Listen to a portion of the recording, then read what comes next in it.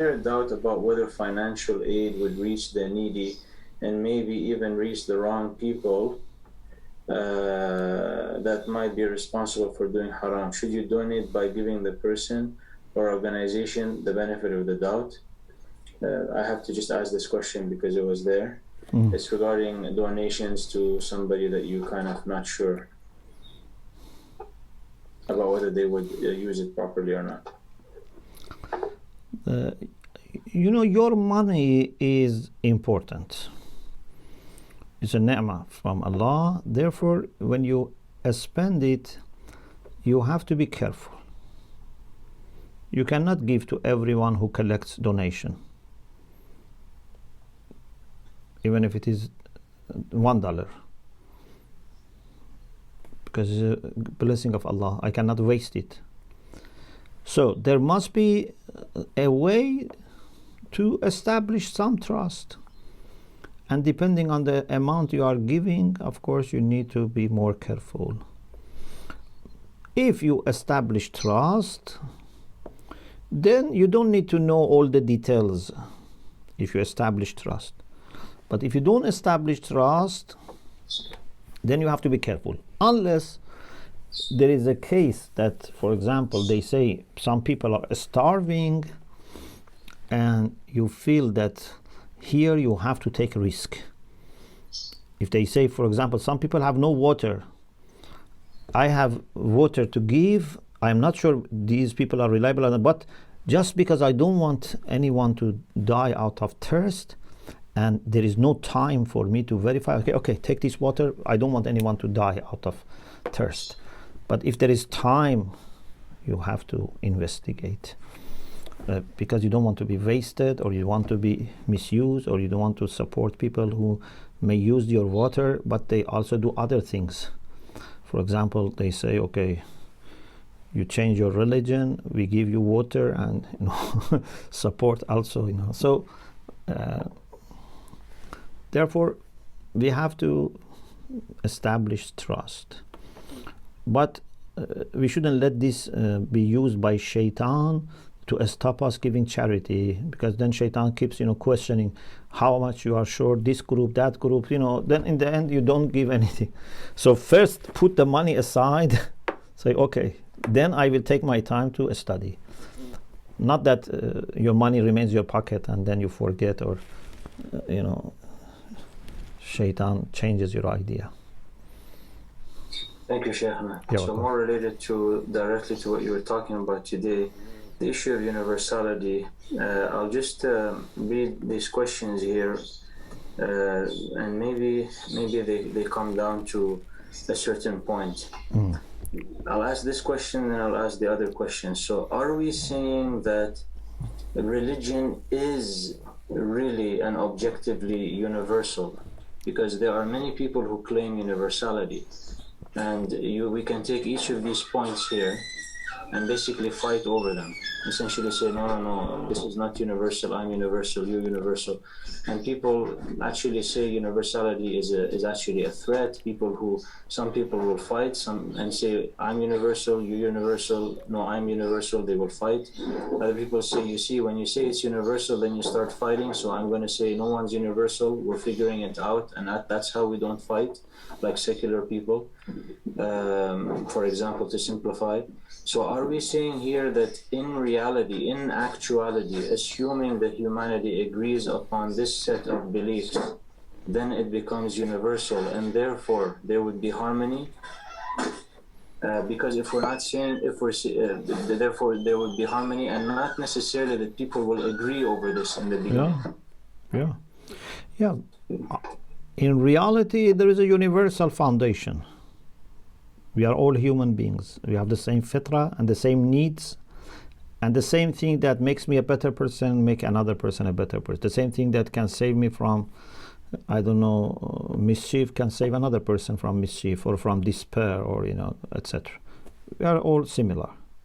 But we don't want to impose our understanding on other people.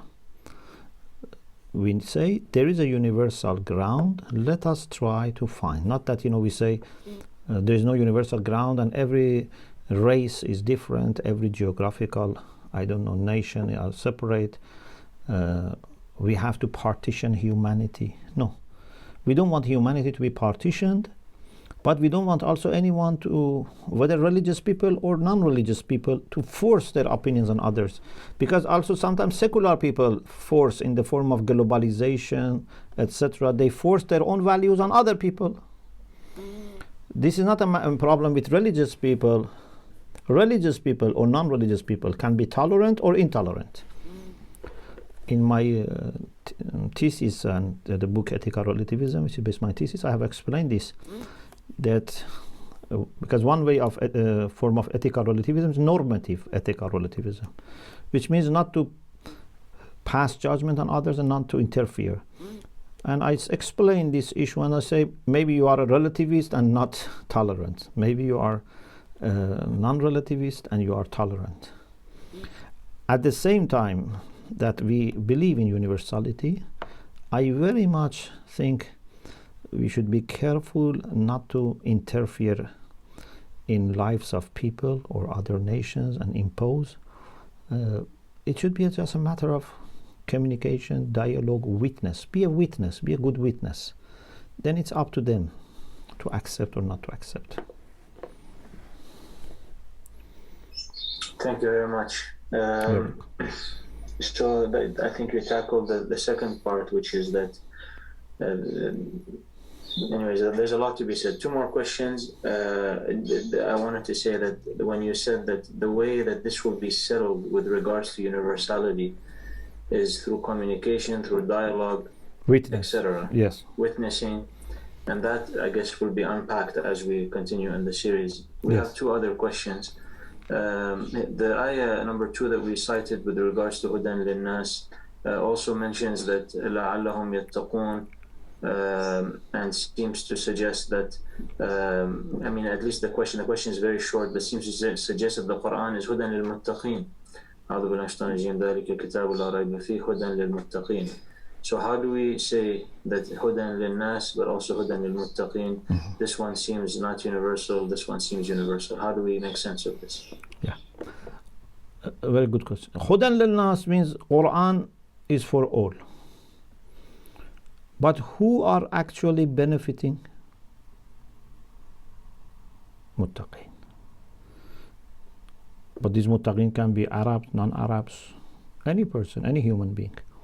So whenever a call comes, an invitation, a message from God is for Nas. But some actually benefit, not everyone.